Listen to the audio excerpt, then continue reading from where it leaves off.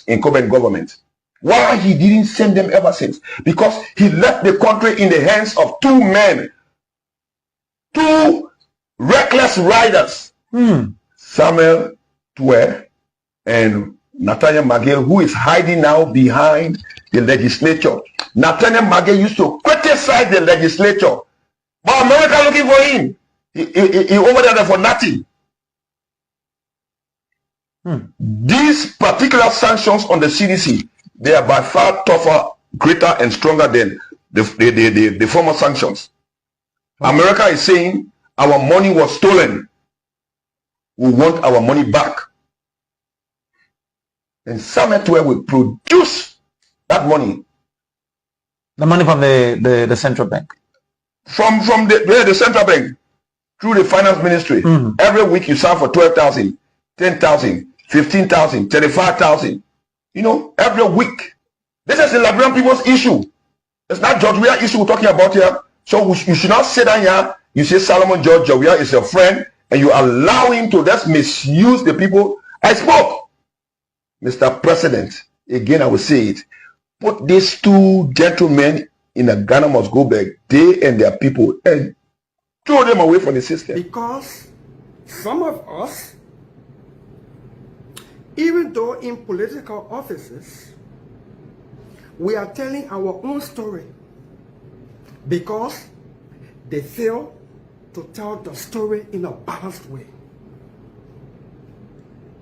The journalist is supposed to know and live by the thing they call ABC in journalism.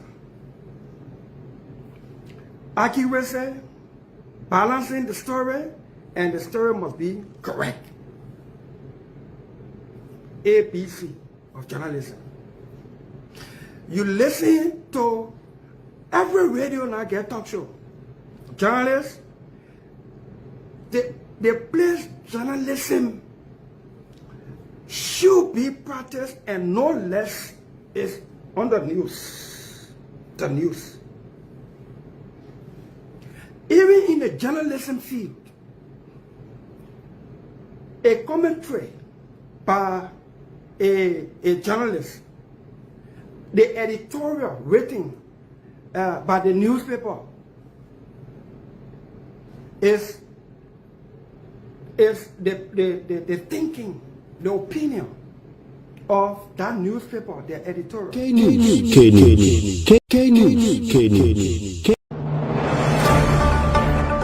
From the witness testimony today, I know I'm innocent. A police officer who goes to the bathroom 7 different times, testifying lies in a car. It's senseless. No video evidence. No, where?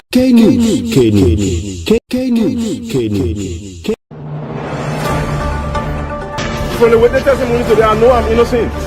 A police officer who goes to the bathroom 7 different times, testifying lies in a car. It's senseless. No video evidence. No, wait until after the judgment. You don't have evidence to tell the court? Then you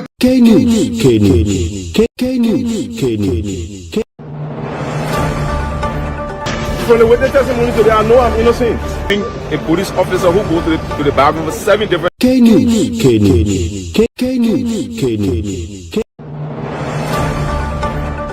From the witness testimony today, I know I'm innocent. A police officer who goes to the bathroom 7 different times, testifying lies in a car. It's senseless. No. And all along, I was on the Truth and Reconciliation Commission. I mean, people call me and say, 10 million again? Well, what is that? What I did for this money? What happened? I said, come here, arrest you for 10 million. My sister, 10 million? I didn't do anything with 10 million. 10 million is for the World Food Program. K-News comes to you from the News and Current Affairs Department of Cool 91.9. You can listen to K-News at 6 a.m., 2 p.m. and 6 p.m. every weekdays as we bring to you your news makers. K-News. K-News. Get all of the latest in the world of news. K-News. K-News. K-News. K-News. From the witness testimony today, I know I'm innocent. A police officer who goes to the bathroom 7 different times, testifying lies, car. It's senseless. No video evidence. Wait until after the judgment.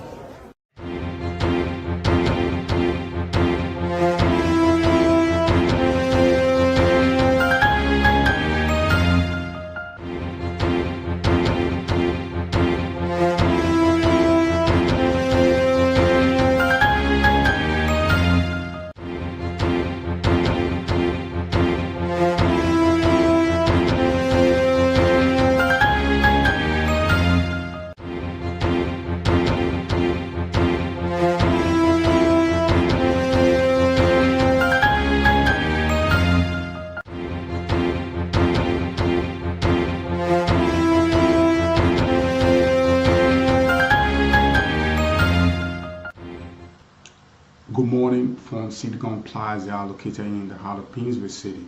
Welcome to K News. The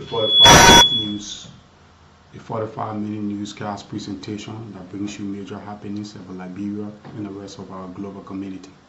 I'm E.G. Gaswa Anga with this Wednesday, August 13, 2025 edition of K News. We now take a short break to return with the full package of K News. Stay tuned.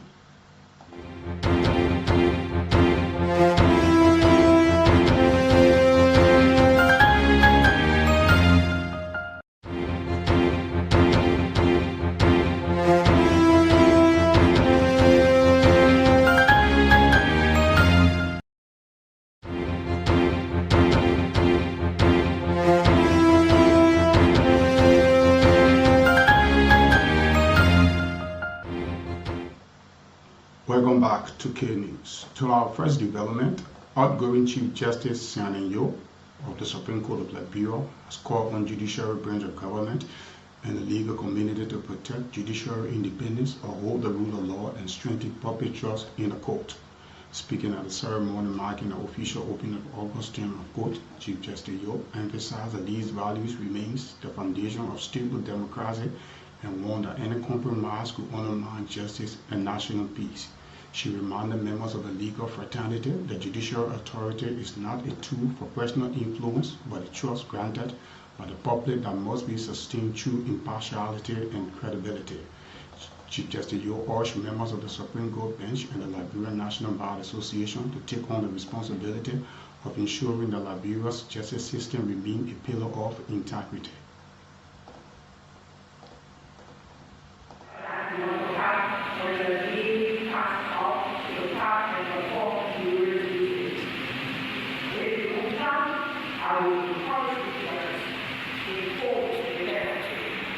you.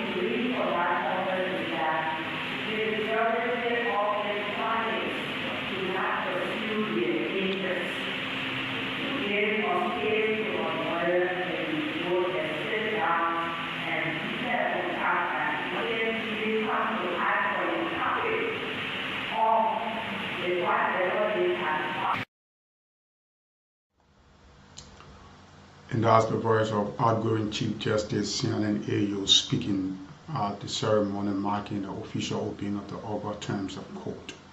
And to this development, former House Speaker J. Fanati Kofa and 3 other lawmakers charged in connection with the December 2024 Capitol building fire have filed a motion with Criminal Code 8 seeking to compel state prosecutors to produce all evidence used to indict them. In that motion for discovery, filed through their lawyer at the International Law Group, the accused, Kofa, Representative Desi W. Sibo, Abu B. Kamara, and Jacob C. Debbie argued that more than 42 days have passed since their arrest and indictment with all prosecutors disclosing the alleged evidence. The lawmaker, along with several co-defendants, faced multiple charges including arson, criminal mischief, conspiracy, solicitation, intent to commit murder, illegal possession of firearm, and recklessly endangering others' persons. They were arrested on May 16, 2025, following a raid from the Small River City Court and later released on property evaluation bond after a preliminary hearing established probable cause. However, the motion contends that the prosecution's continued withholding of evidence violates both legal procedures and our constitutional rights to prepare a defense. They maintain their innocence, denying ever meeting with other defendants to plan the crime alleged. The filing also requests a speedy trial in line with Article 21F of the 1986 Constitution, which guarantees timely proceeding for accused persons. The Capitol building fire case, which has gripped national attention, remains one of the most politically sensitive prosecutions in recent years, with the sitting lawmaker and one accused. Criminal Code 8 resident George Roosevelt Z. Willie is expected to rule on the motion. In June, former Speaker Kofa and 4 sitting lawmakers appeared before the Monroe City Court in connection with the December 24 fire incident at the Capitol building.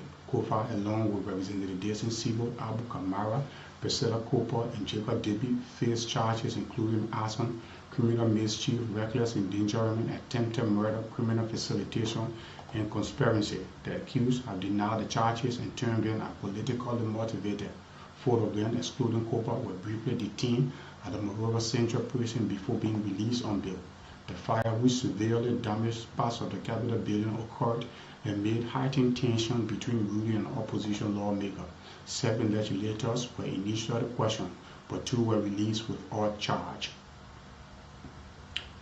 And as voting closed in Nema County Electoral District 5 by election, the chairperson of the National Election Commission, Martin David Etta Brown Lasana, has urged candidates to use the legal process to seek redress for any electoral disagreement.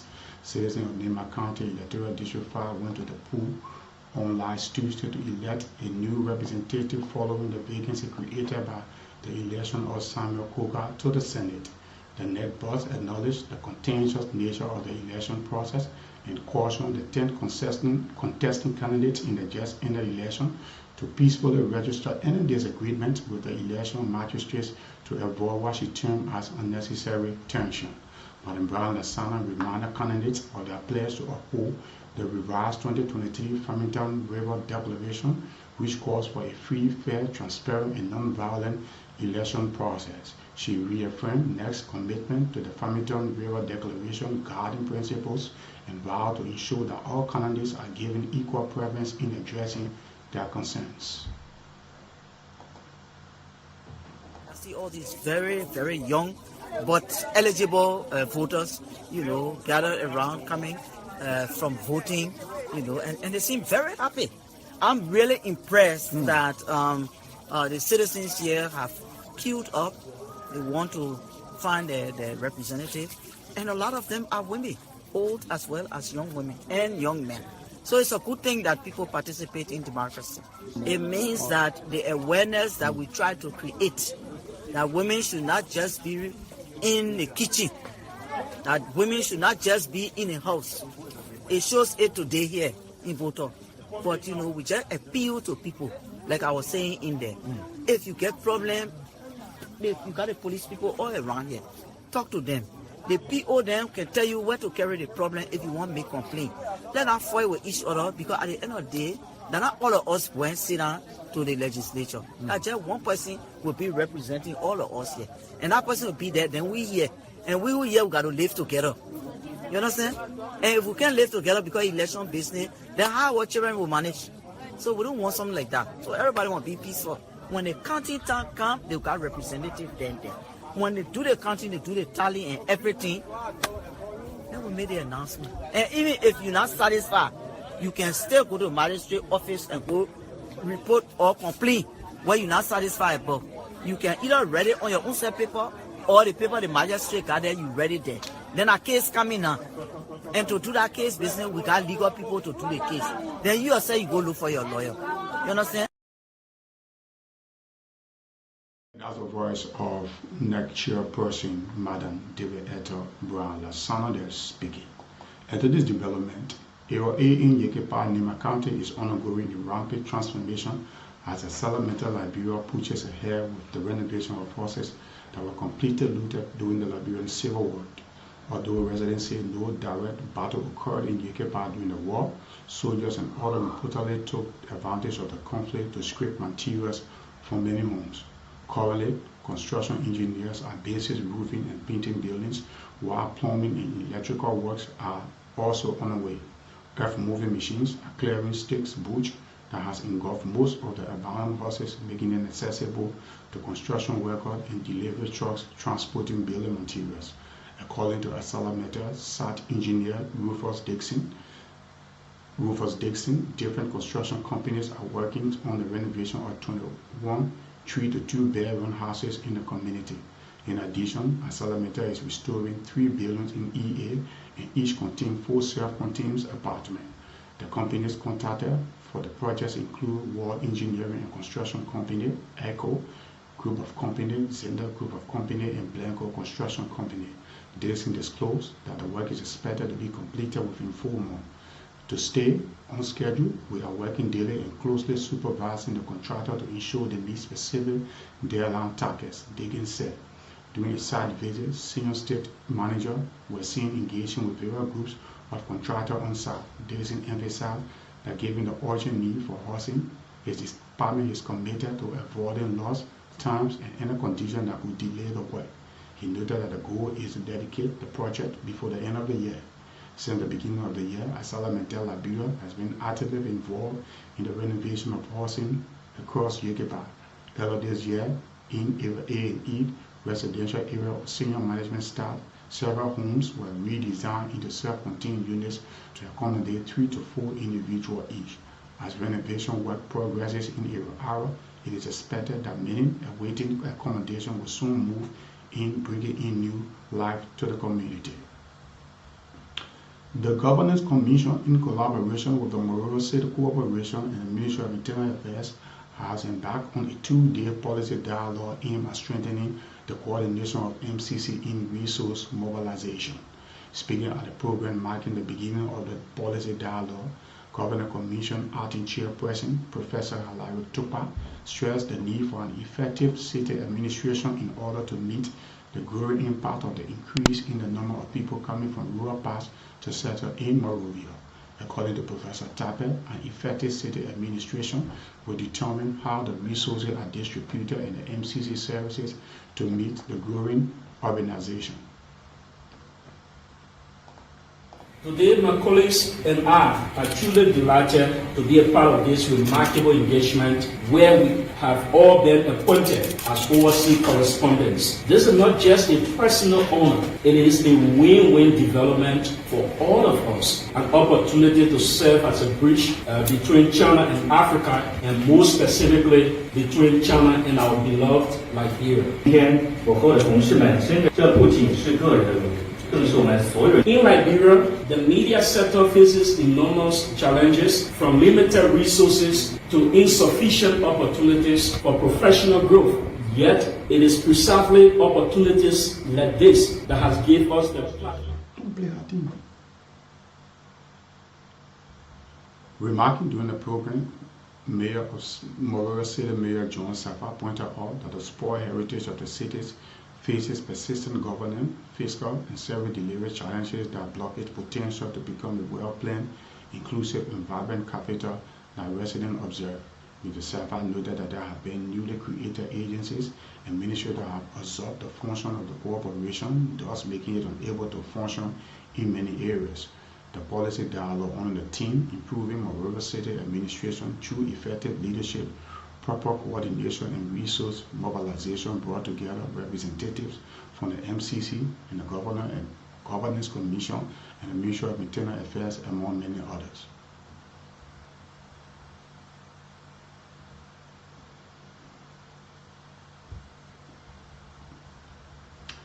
And to this development, the Ministry of Justice has officially launched its second cycle of responsible citizen with the aim of training students to serve as ambassadors of justice and respect for the rule of law and order.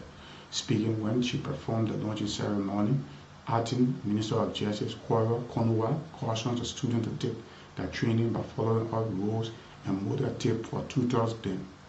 Minister Conway encouraged the students to be appreciative of their selections to participate in the Responsible Citizen Program sponsored by the Ministry of Justice. Remarking on the program, the coordinator of the Responsible Citizen Project at the Ministry of Justice, Abigail Bezeji, said the training will enter uncommon things that constitute violation of the rule of law. According to Attorney Bezeji, the student will also have the opportunity to visit serious prison facilities to see for themselves peers who have come into conflict with the law. 5 professionals have been tipped to serve as facilitators during the training of the training, and upon their completion, they will be mandated to establish justice clubs in their schools and communities.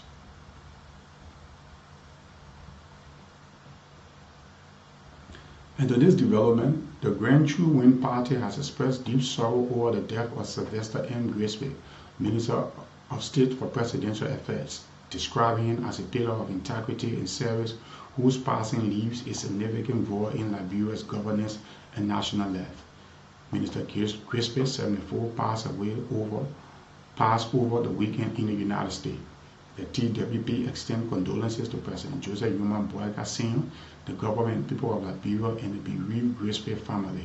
In a statement signed by its standard bearer, Eric Olsen, the party hailed Grisby as a man of integrity, humanity, and patience, noting that his distinguished service spanning the administration of President William V.S. Tubman to the present has left a lasting impact on the Liberian society.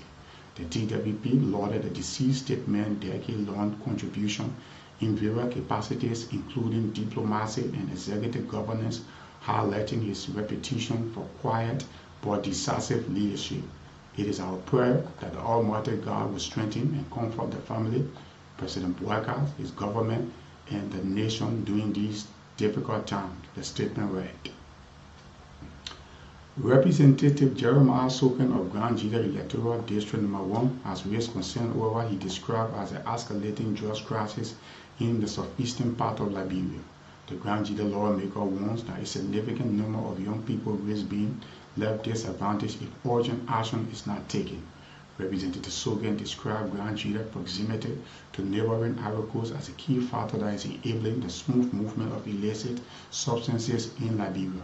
The lawmaker also cited the presence of National Palace of Correction in Zwedru, built in 1979 to rehabilitate long-term inmates as contributing to the problems. According to Representative Sogan, individuals released from the facility are often relocated to communities in District No. 1, where some reportedly established network for drugs distribution. The situation, he warns, is worsening due to weak border security systems. Corruption, including bribery at checkpoints, has made it easier for traffickers to move large quantities of narcotics in the country. I called the minister, a good friend, the Minister of Justice, and myself usually we talk on the phone on issues. One of the things that affecting Grand Jide, Zwedru, my district particularly, is the fact that we host one of the major prison facility, okay, secure in the country, prison yeah. in the country. So it's located there. What happened is that the worst guys, or the guys who serve the sentence, long sentences, they ship them there. All right. When their terms are out and they are free, they do not try to locate where they come from. They just dump them in my district. And so you have a stockpile of people who come in from the prison, have no one. The only thing they end up doing, creating these different, what we call, how do you call them, camps or tent of drugs, and they are there. So in Zwedru, every day, you know, there are different areas. I mean, the number is on the rise. Okay? Now, these people, the only livelihood, the only thing they know is to live on drugs, to deal drugs. The other P is our borders are so porous as well. You know, and people in Zwedru, for instance, it's a long stretch between Cote d'Ivoire, you know, and Liberia. It's there. And those one, look, you can pass anywhere, you know, in a canoe or you swim. So drugs come from so many ways enter in that county. Now the police or our security status or the institution are not equipped to the extent to keep up. So it's the issue in it. So it is a very serious menace, not only now, but if care is not taken, it will affect. So the number of children that are enrolling or that are just being affected, that getting attracted to those different types of lifestyle, drugs dealing, drugs consumption, and all of that are on the rise in Sweden. It is so scary. It poses a direct security threat because nobody walks around a little bit free. The guy is on the drugs, and then he looks for food to eat. He's dangerous at night.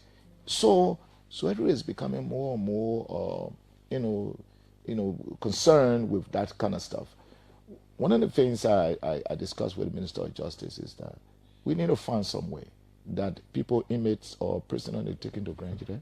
We need to find a program where when you're finished, you take them back. If you took them from Maserati and they get 1 more year to finish, bring them back to Central Business, what if you put it right back? Because you can't keep dumping them in my district, or else then you gotta come out with very practical system, build a house of rehabilitation, try to relocate the people and and take them out of that. There's an issue in Zwedru, but it needs everyone's attention. So when you talk about Zwedru, you talk about Liberia.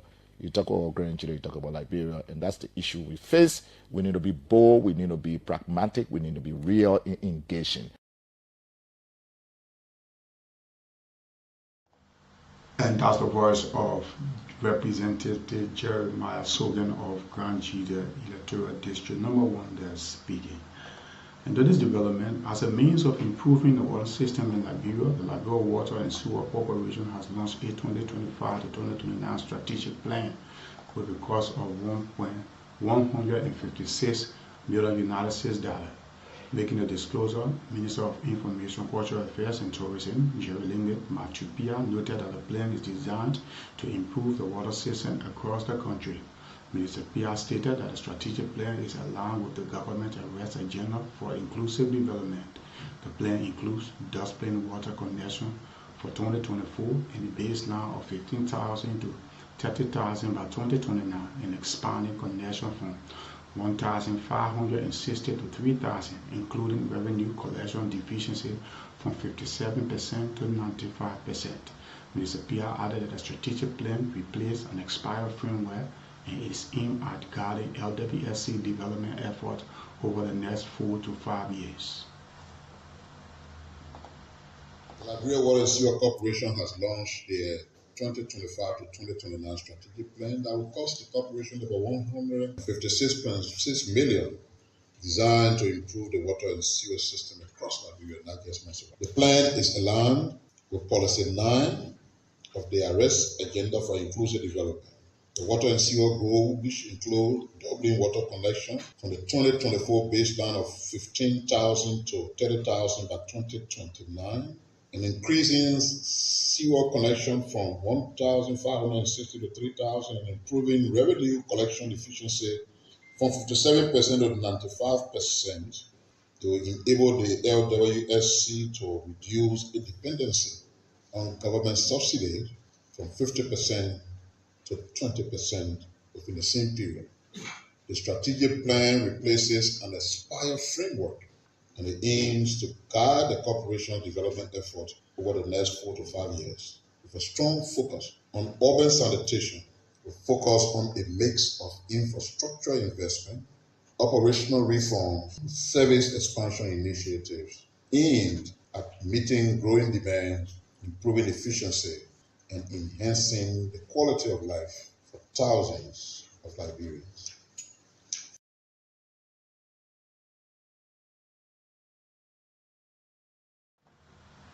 Sherilyn Pierre is the Minister of Information, Cultural Affairs and Tourism there speaking. The Liberia National Red Cross Society, in partnership with the National Disaster Management Agency and the Economic Community of West African States, has officially launched the Strengthening Resilience and Supporting Disaster Affected Population project.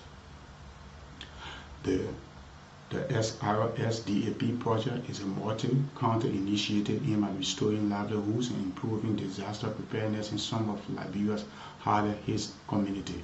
The ECOWAS-funded program, implemented in collaboration with the national and local stakeholders, will benefit communities in Bon, Lofat, Moserado, and Grand Cayman counties, areas that are severely affected by devastating flood in 2024.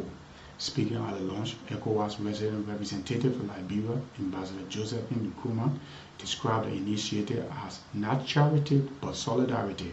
She emphasized that the program goes beyond immediate relief, focusing on building resilience through livelihood support, infrastructure rehabilitation, and community training. The project is about helping people get back on their feet and equipping them to face future disasters with strength and preparedness, Ambassador Nkrumah said. Under the project, 1,820 families will receive cash transfer to meet urgent needs with dignity and choice, while 200 local farmers will be supported with seeds, tools, and training. Water access will be improved through the construction of 19 new hand pumps, 2 solar-powered water towers, and the rehabilitation of 36 damaged pumps. For his part, LNRSC Chief Executive Officer Gregory Blamo hailed the intervention as life-saving and empowering effort that will not only meet immediate needs but also restore hope and build confidence in the affected community. Together, we can prove that when institutions unite around a common goal, real change is possible, Blamo said, thanking ECOWAS for its continuing humanitarian commitment to Liberia. Also speaking, NDMA Executive Director Ansu Dollar pledged transparency in implementation, assuring community that beneficiary selections will be data-driven and free of favoritism. He also revealed that a second ECOWAS-supported project focused on sanitation facilitation for disaster-affected areas has been successfully negotiated and will be launched soon. Representatives of the Ministry of Internal Affairs and local leaders and community members attended the ceremony, expressing hope that the initiative will mark a shift from a reactive disaster response to proactive resilience building. The project is a profound commitment to protecting lives, livelihood, and dignity, said Deputy Minister for Research and Development Planning, Edward K. Moba, speaking on behalf of Minister Francis Nyamale. Resilience must begin at the grassroots, with community empowered to take charge of their own protection. With climate-related disaster on the rise, the SRSDAP project is expected to serve as a model for integrated, community-led disaster risk reductions in Liberia, combining humanitarian assistance with long-term resilience strategies. And to this development, the Ministry of Gender, Children and Social Protection is set to enroll over 3,000 students in school for the 2025-2026 academic year. The initiative, implemented under the Ministry's Save the Future project, is aimed at ensuring that children, including those living with disabilities, have access to quality education.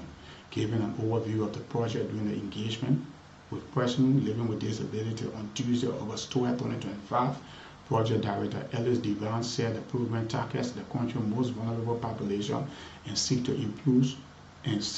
promote inclusiveness. According to Devine, the first phase of the project will focus on Moserado County.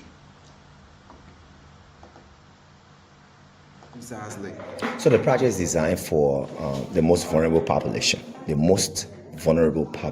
So that means that if visually impaired are part of that vulnerable population, they are inclusive. Mothers who cannot afford, single parents, and their children are not in school, they are inclusive. So again, like I mentioned, that when we took over, the Minister of Gender took over, we made a policy document that was on the docket. Children's situation policy document that is called Roadmap on Children Living in Street Situation across Liberia. That's the document title. And that document revealed something very startling. It says that there are about 366,000 1,584 children that are living in different street situations. Either they are selling, or they are begging, they are domestically trafficked, whatever it is, or they are living in the streets with their parents, or they are living in the street by themselves in different situations. That is the number of children that are in the different street situations. So when the minister took over, she asked, that technicians should design a roadmap to be able to curve that situation. That's how this Save the Future project came about. So the Save the Future project is a project designed to take children from the streets into the classroom, providing all the basic things they need to develop, to strive to be better people in the future. That's 1. 2, the project also says that it recognizes in our project that there is multidimensional poverty responsible for why parents cannot afford to send their children to school.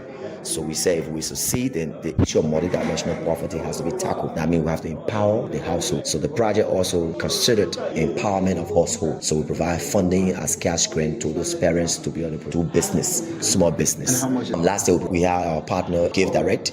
Give Direct provided about $500 to a household. We provided cash grant to 800 households in West Point. I just want to say the children are the future of this country, not only the future of the parents, but to the country. We have a responsibility to make sure that their life is preserved, is protected, and the future they deserve is given to them. As a government, we'll make sure that happens.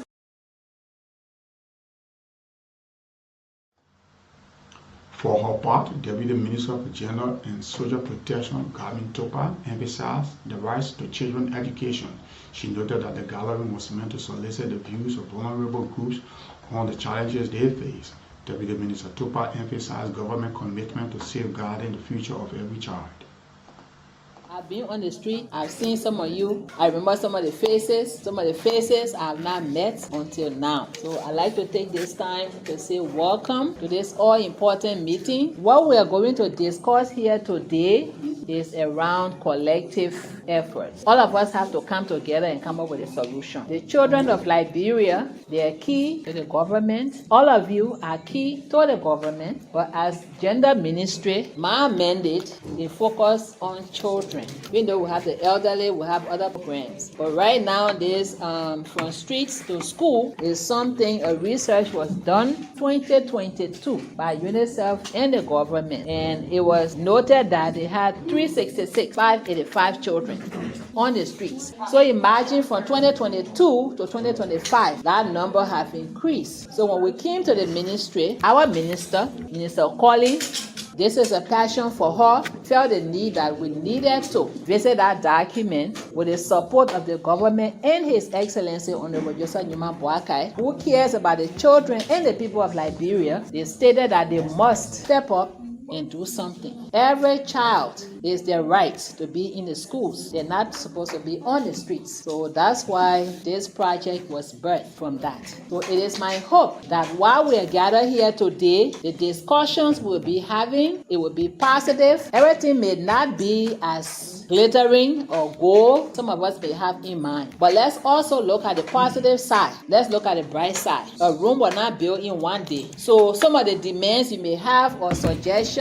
let's be moderate and know that the suggestions you're going to be making, we will look at them, they will be documented, and then we'll have another meeting on the back end to look into those recommendations or suggestions we'll be making today. But the future belongs to the children, because for us, at least for me, I'm getting old. So sooner or later, I will have to step aside and let the children step in. So we have to start preparing them. And where would be a better place to start other than the classroom? Education is not all just in the classroom, but formally, the classroom is where we want the children to be. Garmin Topa is the Deputy Minister at the Ministry of Gender Social Protection. Earlier was Ellie Divine, Project Coordinator. And if you are just joining us, it's a reminder that you are listening to K News, the August 13, 2025 edition of K News. I'm E. Gaswa presenting this edition. Today's development, as concerned amounts over the proliferation of illicit substance in Liberia, a prominent resident of District Number 2, Muswell County, is urging the Boakai-led government to carry out a complete overhaul of border security system. Anthony Weller believes that the continuous smuggling of illicit drugs in the country indicates a weak security intelligence among border security officers, emphasizing the urgent need to reshuffle and equip all entry points to combat drugs trafficking. Speaking in an exclusive interview with K News, Weller underscores that the government cannot achieve a threat against illicit drugs if the border points are left vulnerable. Weller urged the border administration to set up a joint security structure at all borders to reinforce thorough inspection and strict monitoring of individuals entering in the country. Weller recommended the construction of the bordering walls in surrounding border points to prevent any bypass by unidentified individuals.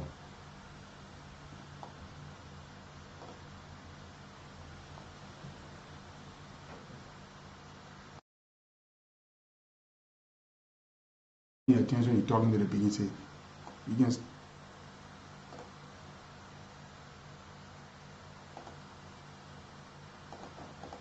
The government need to focus on the borders of our country for so many reasons. Not only for people bringing harmful drugs, and people who are not citizens of our country continue to pass the bordering line and entering our country without immigration tracking them to know whether they were citizens before or they are citizens and they are coming back into their country. No, there's nothing of such being done. So what I think government can do, those major bordering points, build a bordering wall to protect Liberian space, because it's very necessary.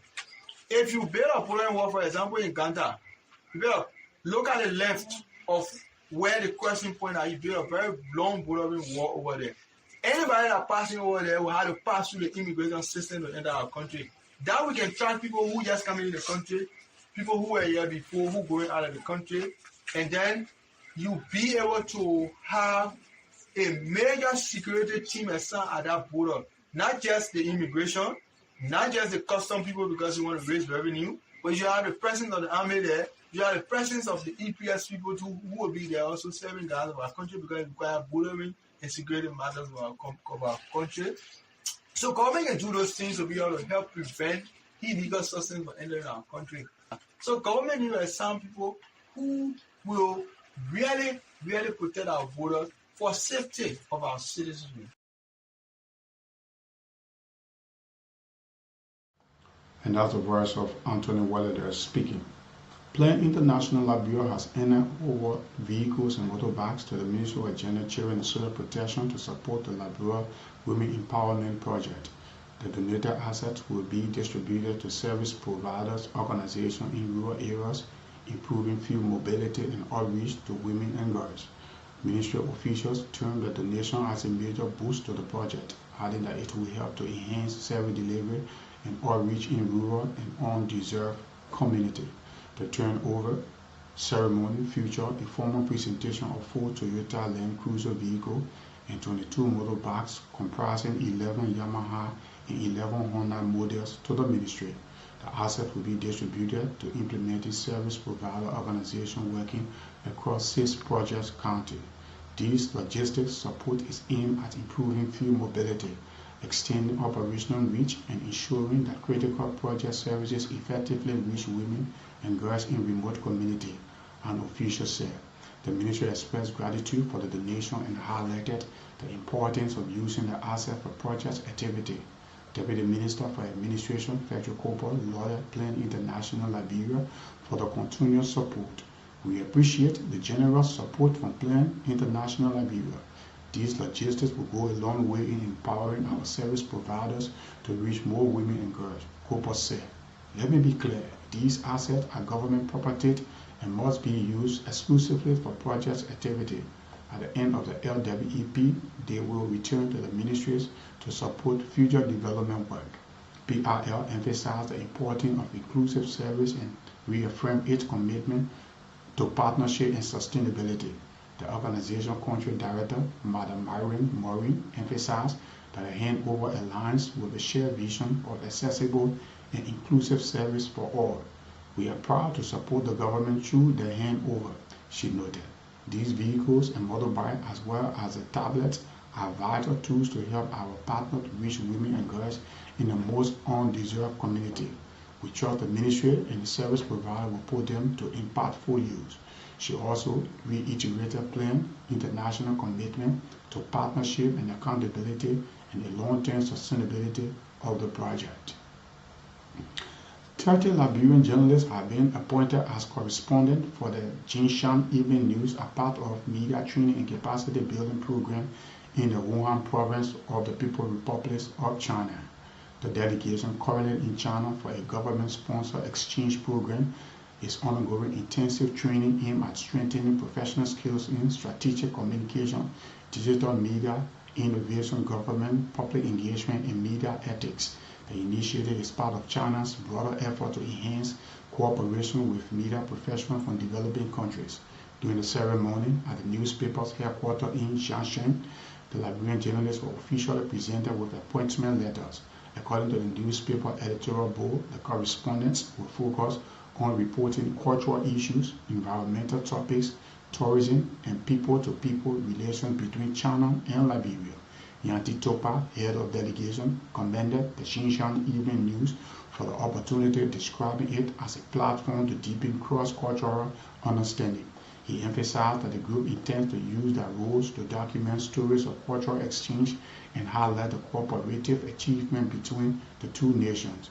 The training is sponsored by the Chinese Embassy near Monrovia, which has in recent years expanded its support for professional exchanges between Liberia and China's institutions. Officials say the program will help create a stronger media bridge, enabling Liberian journalists to share China's cultural and developmental experiences with their home audiences. The appointment offers the Liberian journalists a unique opportunity to contribute to international reporting with a particular focus on narratives that build cultural and diplomatic ties between China and Liberia. Today, my colleagues and I are truly delighted to be a part of this remarkable engagement where we have all been appointed as overseas correspondents. This is not just a personal honor, it is a win-win development for all of us, an opportunity to serve as a bridge between China and Africa, and more specifically between China and our beloved Liberia. 今天我和我的同事们深感，这不仅是个人的荣誉。